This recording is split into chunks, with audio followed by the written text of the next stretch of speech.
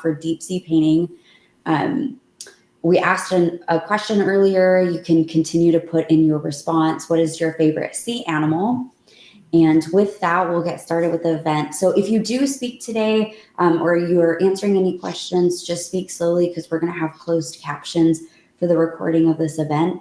And I'm Nadine. I'm co-founder, and in an effort to be more inclusive, I'm going to describe how I look. I'm a Middle Eastern female with blonde hair wearing a shirt that says sun, salt, and sea in light of this event. And with that, I'll pass it to Rawan.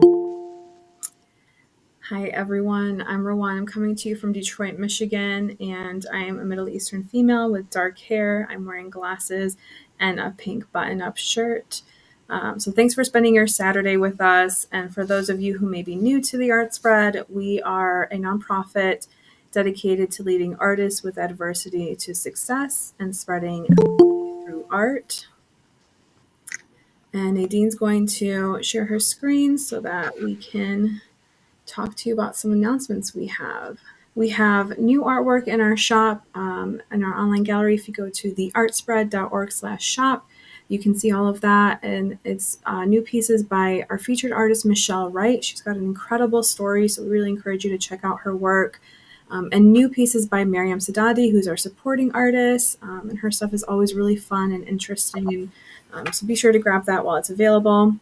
We also have artwork on sale. This is up to 50% off. This doesn't happen very often, but this is a great opportunity to collect accessible artwork. This is from artists all over the world: Samaran from India, myself from Detroit, Stephanie from Switzerland, and DeMarcus from Florida. And then we have a special announcement for one of our artists, our upcoming featured artist, Dunk, who's here with us today. Hi, Dunk. Thanks for joining. We are having an artist fundraiser. And unfortunately, Dunk and his wife's home were robbed, and they lost up to $4,500 worth of stolen goods. So we have started a GoFundMe campaign on their behalf, and if you'd like, you can scan the QR code on the screen, and Nadine will also include the link to the GoFundMe page in the chat. Even if you get $5, $10, whatever it is, I know it will make a difference, and let them know that they're encouraged. Absolutely. Thank you so much, Rawan. And Dunk is definitely part of our community, and we're here to support him. And I'm so sorry with what you've experienced. So let's see how we can help you, Dunk. And then with that, let's get started with our deep sea painting event. So why are we doing this event and workshop? Today, we wanted to bring light to a couple of important things in light of the season. So it is July. A lot of us go to the beach if it's accessible to where we live. So we wanted to embrace that, talk about Plastic July, and two artists that were inspired by the ocean. One is iconic, so historical, and then one is contemporary. So right now, this artist is currently alive painting. With that, let's get started, and I'll pass it to Rawan to talk about the template and the style in which she's going to design. All right, so if you haven't already, we have a free downloadable template on our website. Also, if you go to the shop page, you can find it there and download it for free. And you can, if you don't have that, you can create with us, just following along to what you're working on your own. And so I'm going to share what I did to create this template. So if you look at one of my other screen, I don't know if you can all see that, but it's showing another template that is actually filled in. So what I did to create that is use Copic Markers. So we've got some Copic markers here. I know Nadine is using crayons. You can use markers or colored pencils, paintbrushes, whatever you want to use. This is just something I'll guide you with. But first, before we begin, I want to talk a little bit about coral reefs. That's what this template represents. But I have a question for you. Are coral reefs plants, animals, or rocks? So type your guess in the chat. I know this was something that I learned recently. Again, are they plants, animals, or rocks? A little bit about coral reefs. They're a beautifully complex ecosystem, and they provide food and shelter for 1/4 of the species, the marine species. So this in turn provides food for us if you are a fish eater. They also provide protection to coastal communities. I know a lot of us have friends out in California or even in South Africa now. They provide protection to these coastal communities from storms and water surges. So they act as a barrier to slow down that water flow and actually prevent erosion. Another really interesting fact about coral reefs is they are used in medicine. So the organisms that are found on the coral reefs are used in treatments for cancer, cardiovascular disease, ulcers, and more. So it's pretty incredible what they can do. Not only are they stunning, but they are vital to our ecosystem. So it's important to know what can harm them and how we can protect them. So while we're talking about Plastic Free July, of course, one of the harmful threats to coral reefs is plastic pollution. And this is, studies have been done to show when plastic is not present, coral reefs only have a 4% chance of being diseased. And in the presence of plastic pollution, this chance increases to 89%. So that's quite a dramatic increase. So ways that we can protect them, they can be very simple ways. So avoid one-time use plastic or plastic altogether. I know that's hard to do. But if you can avoid one-time use, and we'll talk a little bit more about that later. And when you are spending time in the ocean, be sure to not touch or disturb corals or disturb the sand that they're in. And then also promoting education and awareness, such as this workshop, sharing some of these tips with your friends. When plastic is polluting coral reefs in the areas that they live in, it can cause damage, it can tear them, it can cause infection and diseases. So just being mindful of what we're using and how we can replace that in a more environmentally friendly way. So again, the question was, are coral reefs plants, animals, or rocks? So Looks like we got a mix of plants and animals. So they are animals. I originally thought that they were plants, but I've learned that they are animals. So very interesting species. So let's get into creating our coral reef template. Again, I've got the Copic marker set. This is a 72 pack. It's the Chow set.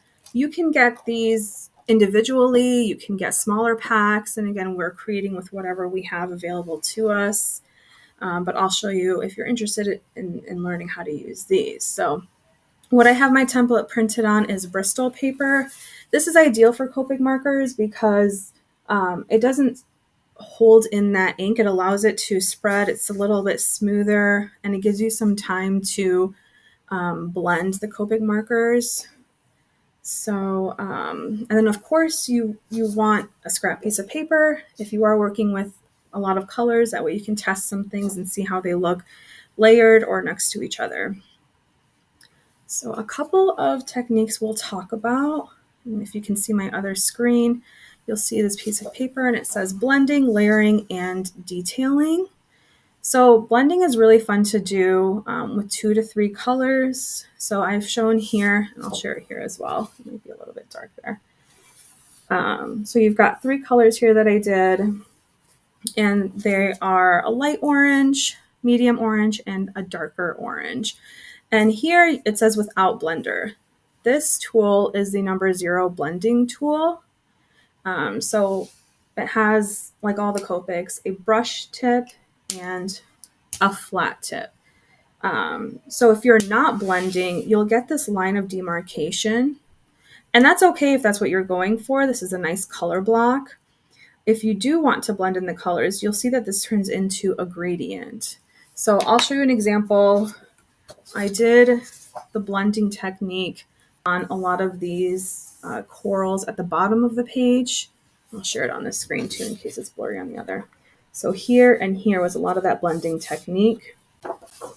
So for example, let me take this yellow and I'm just going to scribble it on here.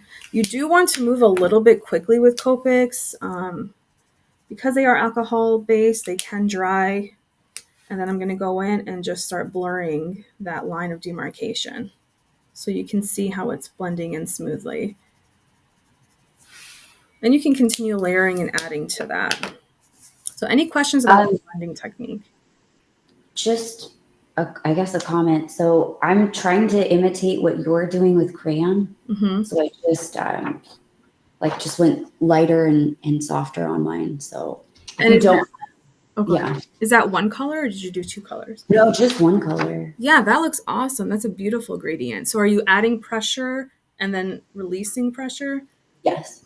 Yeah, that's very well done. I'm glad you're using crayons so we can kind of think outside the box and experiment that way too. So the next technique is layering, and this is really fun with Copics because you can create some transparency and different depths with the colors. So I'll show you an example of what I did with that. So here on this coral, I also did some layering. So I went over the color and then I just added to it so it could create some shadow and depth. And I'll show you how I do that here.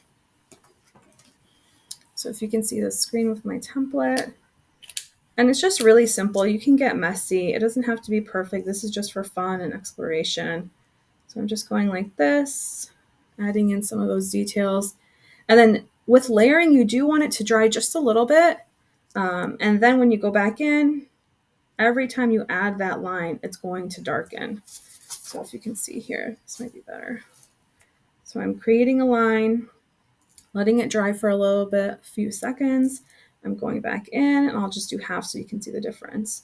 Letting that dry a little bit and just go back in.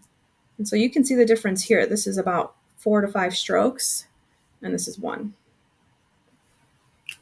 And then it's really fun to do that when you're adding, on top of that, because again, you can see there's different layers and depths and it gives you a foreground and a background. So I'll share that here. So I just did this with lines, but you can see like it looks, a little bit 3D, giving that effect there. And then the third technique we'll talk about today is detailing. This is really fun because you can get as creative as you want. One of the examples I did is strokes. So they're pretty much like brush strokes. I really like to use the brush tip of the markers. I feel like you can get a lot of diversity with that. So we're doing strokes. So I like to do different lengths and starting near each other and then spreading out as you move the brush upward. And then another detailing technique is dotting. And dotting is really fun because you can add different types of textures. I like to do more than one color because that can give some more dimension and depth. And they can be similar colors, but just adding some shadow and lightness to that. And dotting can also look like spikes. So on this coral had some spikes on it, so I added dotting to that to give that effect, and the same with the one underneath. But one has multiple colors and one has one color.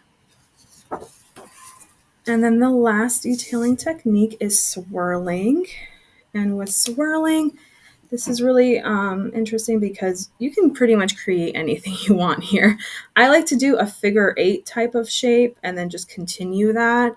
And the reason why I recommend swirling is because for the corals that look like this, they have a lot of branches. They have a lot of really fine lines and detailing. And swirling is a great way to cover a lot of space without having to create very intricate lines, because that could take up a lot of time and you may not have that or want to do that. So that's our last detailing technique. Any questions about those techniques or any questions about Copics in general? Where would I get Copic markers? You can get them from Blick's Art Supplies or Hobby Lobby, Michael's, any major art supply store.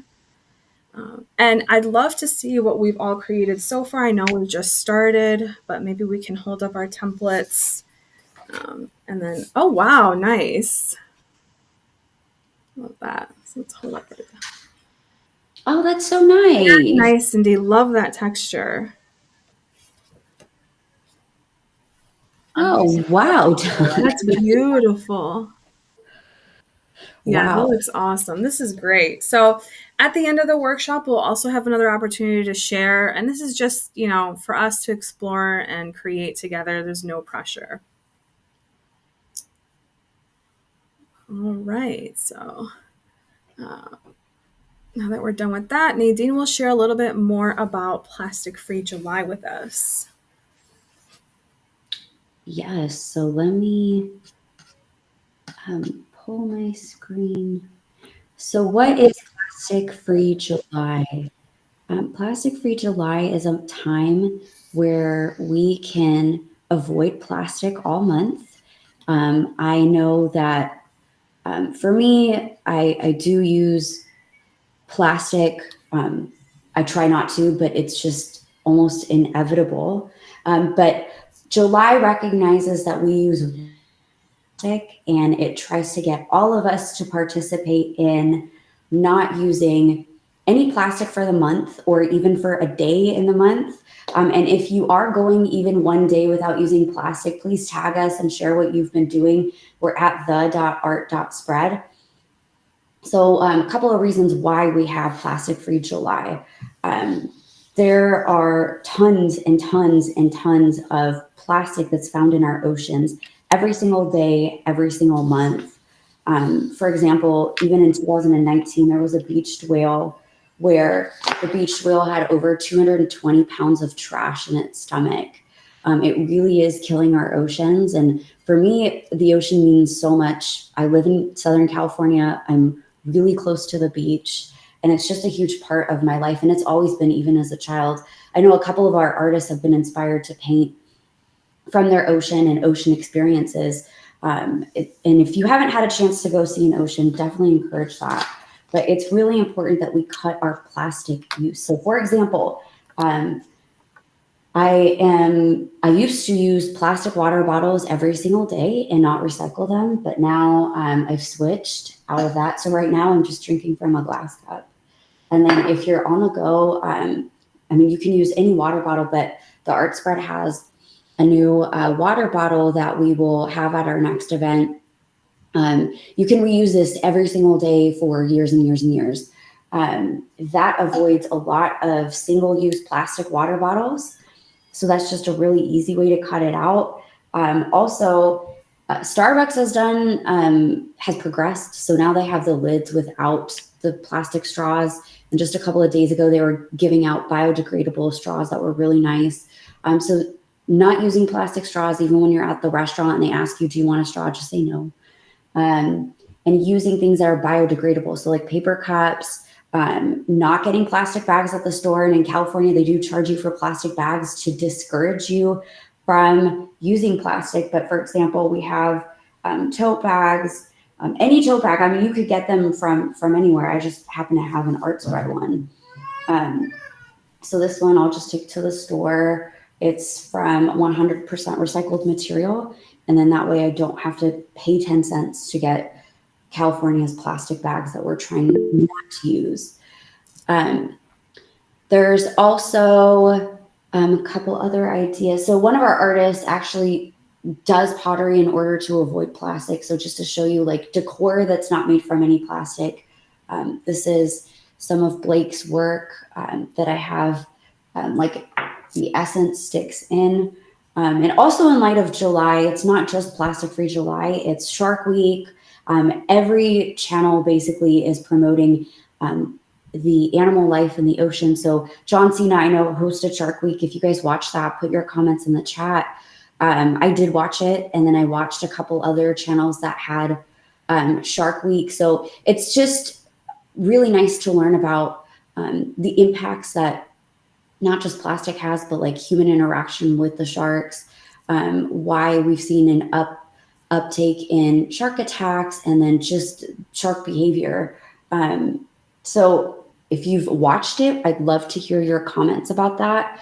And I also wanted to go into our iconic artists. So I don't know if there's any comments in the chat, but if not, I'll keep going. Yeah, there are actually. So our iconic artist, I don't know how many of you have heard of him. If you have, put it in the chat. It's Katsushika Hokusai. I'm probably butchering the name, but he's a Japanese artist from 1760 to 1849. At the age of 3, he was adopted. And one of the most fascinating things about him is he's changed his name over 30 times during the course of his life.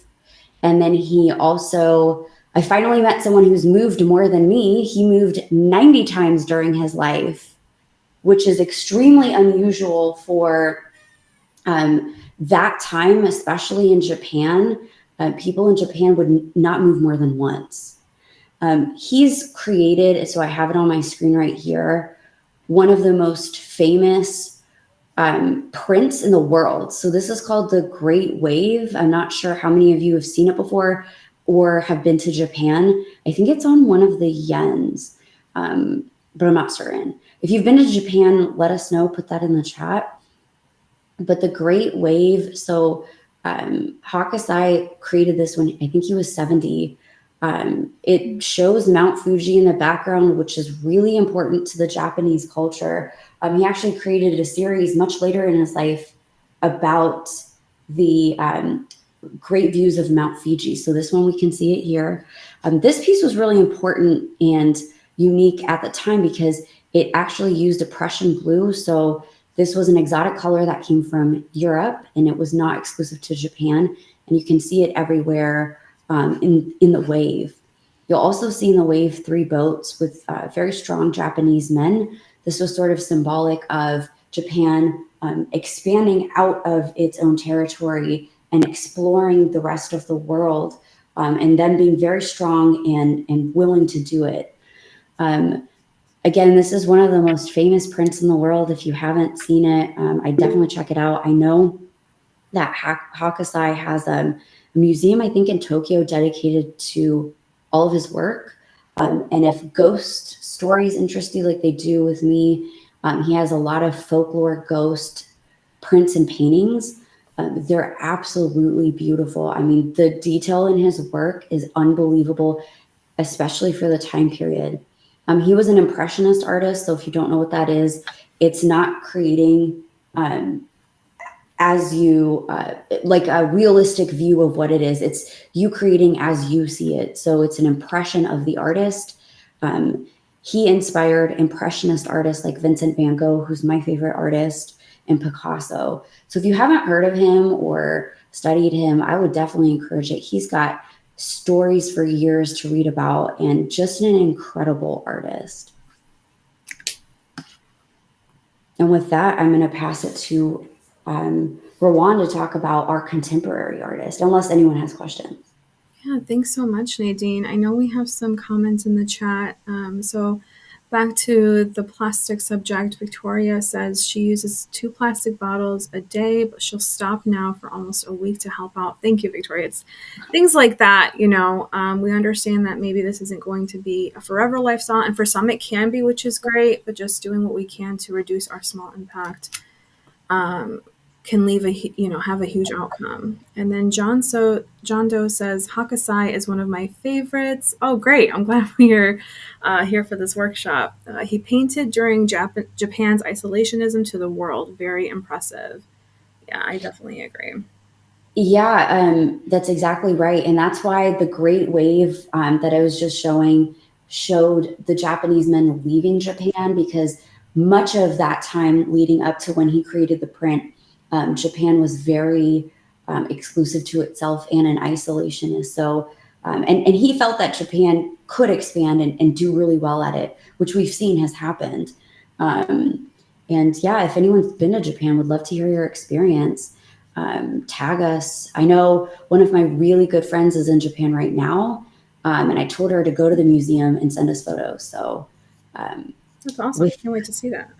Me too. Let me go back to sharing my screen.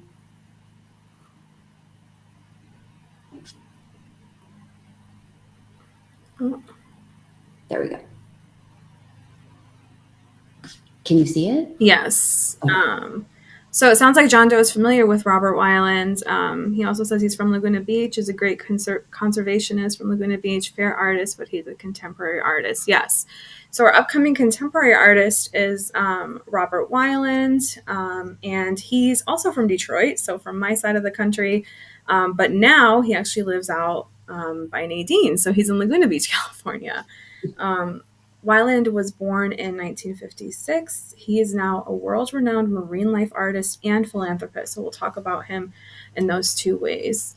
His best-known work is a project called the Wailing Walls, and this is a project that spans to cities all over the world. So there's 100 marine life murals that are painted in cities all over the world. Several of them are found in California, Florida, Hawaii. He's got paintings in China, New Zealand, UK. So really, I mean, many major cities. Some of you may have seen some of his work. You may have passed by it. So maybe take a closer look at what he does. And if you do see it, definitely send us a photo. We'd love to see what you've experienced in person. And for our friends near Long Beach, California, his most famous mural is on the Convention Center. This mural covers over 3 acres of the building, and it's actually recorded in the World Records, the Guinness Book of World Records, as the largest mural ever to be painted. And then several years later, on Earth Day, he decided to add to that. So it's now double its size, and he painted the roof of the convention center. So really incredible piece. If you are near Long Beach, California, really encourage you to see that. And he did all of that in just 24 hours. So that's pretty impressive. And Wyland's work, it's an incredible example of art's impact on society, and it really all started with a visit to the beach. And like Nadine said, if you have the opportunity to spend time in the ocean, it really can inspire you. It's an incredible thing to witness. So this started for him at a family vacation when he was about 14 years old, visiting Laguna Beach, California, where he ended up living eventually. And this was visiting the beach for the first time with his family, and he saw a mother and baby whale, baby gray whale, migrating. And from there, that inspired his love for marine animals and his love for advocacy. And so he created the Wailing Walls as a way for people all over the world who do or don't have access to the beach to experience the majesty of marine animals. And to be encouraged to protect them. So things like what we're doing today. And to continue inspiring people to advocate for safe and clean oceans. Wyland founded the Wyland Foundation in 1993, and this foundation raises awareness, and they do this through educational programs, through public arts projects, and through community events. So I really resonate with their mission because, yes, we focus on mental, physical, and societal challenges, but their structure is very similar to ours in providing a community and support to the community to understand awarenesses and how we can contribute to, providing support and, caring for our fellow peers. So if you have any comments, or if any of you have seen one of the Wailing Walls, definitely let us know in the chat. I'd love to know. I know that there was one in Detroit, but the building was an older building, and since then that mural is no longer there, unfortunately. And I know that was a pretty controversial subject. If anyone was interested in seeing his Long Beach work and murals, let me know. Long Beach is about 20-25 minutes from me, so we can check that out. And I know Long Beach also has Aquarium of the Pacific, so now's a perfect time with this weather to check out the sea animals at the aquarium and then see his mural. I have driven past it, and it is pretty incredible. I've not seen anything up close. And then since he's in Laguna Beach, for all of you in SoCal, there is all of the Laguna Beach art shows. I don't know if he's at any one of them, but I'm pretty sure he would be. So a lot going on this summer regarding the arts. Yeah, that's super exciting. John Doe says in the 80s he completed 100 aquatic murals that were life-size dimensions to bring awareness to the marine habitats. Yeah, exactly. So that's the Wailing Walls. And I'm curious to know if any of the cities, and you can go on their foundation's website, the Wyland Foundation's website, and they'll give you a timeline of when he created the Wailing Walls and which cities that they're in. So it's kind of fun to see where they were located in. Yeah, and also similarly to Wyland, I wanted to share a couple of our artist pieces. So this artist is Karen. She's a supporting artist with the art spread, and I really love her work. She's been with us for the past, I want to say 2.5 years. Yep. She made this surfboard, and we're going to have a similar surfboard. I think it was with resin. Yep. We're going to have a similar surfboard at our September 7th event. So if you're in Southern California and close to Costa Mesa, it's a free event. We're going to have thanks, Dunk. Yeah, it really is amazing. It's very, very detailed. I love her work. I mean, she's definitely inspired by the ocean. I'm going to show you a couple more of her pieces. And what we're going to do at the September 7th event is actually have a live auction for a similar surfboard. Obviously, you can't like surf on it in the ocean. It's smaller, but we're going to have a live auction for one of her surfboards, and then her prints, we're going to have them custom framed. This is just inspired by, islands and oceans throughout the world. They're beautiful. There's a glare that's hitting me right now, so I'm sorry about that, but they're just stunning pieces. So we're going to have 2 of these at the event that are going to be raffle prizes. So if you are able to come, you'll have an opportunity if you purchase a raffle ticket to win these. And then, like I talked about earlier with Blake and his pottery, not plastic pieces, we're also going to have 2 really beautiful coffee mugs that we're going to have as live auction pieces. So you'll be able to get them at affordable prices or just win them. And everything that I've just shown with Karen's pieces was inspired by the ocean. So I wanted to share that with you all, so you can see how the ocean inspires our artists. And I don't know, Dunk, if you have any stories to tell about, how the ocean's inspired a piece that you've done. I'm not trying to put you in the spotlight. If you don't want to share, that's okay. Oh, no problem. Yeah, we live about 300 meters for now from the sea, and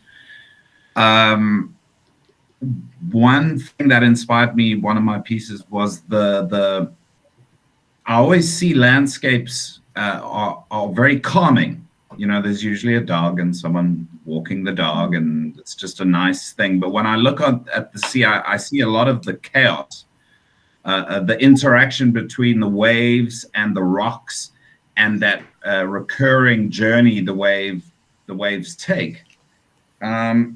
And when you go down to the sea, just the erosion, I don't know what the technical term is, but the erosion on the rocks after thousands of millions of years from the waves crashing. So that inspired me to try and do, in sort of an abstract way, to try and capture sort of from the ground that clash between the waves and the rocks, and that energy that comes from the sea. And I think it's nice to be close to the sea, because I get to tap into, as I'm sure anyone that goes to the sea knows, you get to tap into that energy, and you get to experience that. I don't know. It's like a familiarity of the waves. They keep coming in different cycles and different things. So it's just really inspiring and almost hypnotic. And I think that's one of the things that draws me to it, is that relationship between the sea and the land. Yeah, I think that was really well said. Even for me, just as a non-artist, I have a really similar experience with the ocean. Just it's a very freeing feeling to listen to the waves just repetitively hitting. You know, I'm sure as you all have experienced, life can be very, very stressful. So just kind of being in a calm environment where you literally don't need anything. Like when I go to the beach, I bring a towel and that's it. Some sunscreen, of course, but that's it. And it's just a freeing experience. It doesn't cost anything. And that's why even as a kid, you know, with a restricted family income, we were always going to the beach because it's something that any of us could go to, obviously, because we're in proximity to it. So I agree. Oh, I'm sorry, and I thank you. I just wanted to add as well that there is a sense of sadness because I am seeing the deterioration of our beaches through people's neglect. You know, it's you start overfishing, and there's just a lot of man's impact on it, and so I that's why I'm always so grateful for all the artwork for the sea and also the photography, you know, and the documentaries we watch and those things, because kind of keeping it alive. I just hope it doesn't end up like, you know, something that is just a memory one day, the beautiful beaches, and at least that's what it's like here. So I think that's why it's important to have these conversations, because sometimes you just don't know what's happening or you don't know how you can help. And so little applicable things like, you know, what we've talked about today can make a difference. John Doe says, you guys should check out the Sydney-based artist named Marie Antoinelle. She uses epoxy resin. It sounds like Mr. Ebedies would like her art. They have similar viewpoints. That's awesome. Thank you for that. Nice. Thank you. I'll check that out. Yeah. Does anyone have any questions or other comments? Maybe what's your favorite beach or lake? I know I'm in the Great Lakes state, so we don't have the ocean, but if you've ever been to Lake Michigan, you would be pretty impressed with that being a lake. So Lake Michigan is definitely one of my favorites. And it touches, you know, cities like Chicago as well. So really beautiful. And then we also have the Detroit River, and that's like one of the great river walks of the country. So it's also a free thing that we can do and just take your family and walk over there. And even though we're not getting into the water because it is an international river, we are able to just enjoy the waves, enjoy the quiet, and, you know, experience that fresh air. Yeah, I went to that river, I think, a month and a half ago, and people have boats and jet skis in it. I mean, it's definitely so much to do there. And then Canada's on the other side of it, right? Yeah, exactly. Yeah. So I think we'll have closing remarks, and then you guys can enjoy the rest of your weekend. If anyone else has thoughts or comments, just put them in the chat. I'll go ahead and share my screen one last time. Then we'll do a photo op of our final piece. So let me share my screen.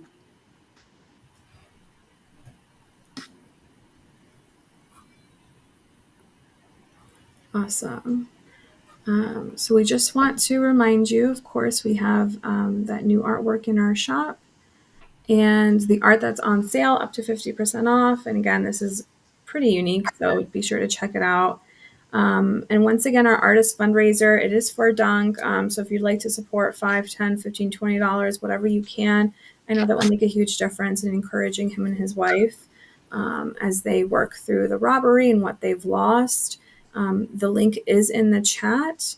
And if you would like to stay connected with us on Instagram, definitely do so. It's at the.art.spread. And our next upcoming event is in person. So if you're local to California, the Costa Mesa area, be sure to come by. It's called Art That Transforms. And you can actually, if you have your phone out, you can scan the QR code at the bottom to RSVP for free now. And again, if you don't have any questions or other comments, thanks so much for spending your day with us. And we look forward to, let's share our template. So don't be shy. Hold up your template. It's just for, us to enjoy So I'm holding mine up, and then we'll pause for about 5 seconds so we can take a fun screenshot. 1, 2, 3, 4, 5. Awesome. Thank you so much, everyone. Well, be sure to, if you haven't already, follow us on Instagram and sign up to our newsletter so that you can come to more events that we're having just like this. Thank you, everyone. Have a great Saturday. Thanks so much. And nice to see our regulars and nice to see new faces. Have a great day. Thank you. Thank you. Bye.